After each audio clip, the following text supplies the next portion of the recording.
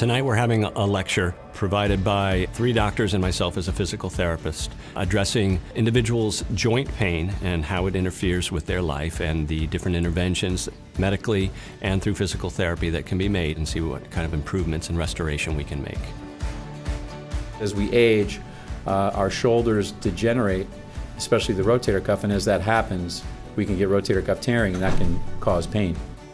We are doing some things here at Phelps that are not being done other places. Whether it's anterior approach hip, outpatient total joint surgery, total shoulder surgery, or using a bioinductive implant, Phelps is on the cutting edge of orthopedics. Today I'm going to be discussing minimally invasive hip and knee replacement surgery. Phelps is actually the pioneering hospital in the Northeast, and we've actually done more image-guided anterior hip replacements in this hospital than probably any other hospital in the Northeast. This is 2 days after he had his knee replaced, okay? When was your knee replaced? Tuesday. 2 days later, not using any cane, any walker, he's ready to go home. Probably could have gone home the day before. We have an aquatherapy pool downstairs. This is ours. It's a 20-foot by 40-foot pool. So people with hip and knee problems now all of a sudden can walk in the pool with the flotation, the buoyancy, and there's little or no pain, where on land you're feeling pain.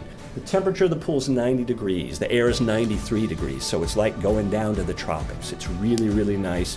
Simple exercises that make sense to your body when you get in there, and people become independent very, very quickly.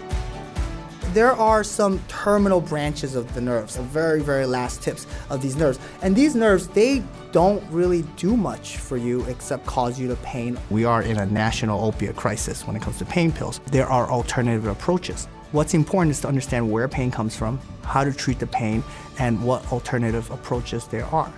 What if we use vibration from needles to heat up the temperature to a very high temperature where we essentially burn those useless nerves?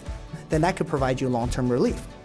It's a true kind of care. It's a care that establishes a relationship, a bond that allows us to really maximize our results and really help the patient not only through this episode of care, but for long term, so that they walk away and they have a plan for the rest of their lives.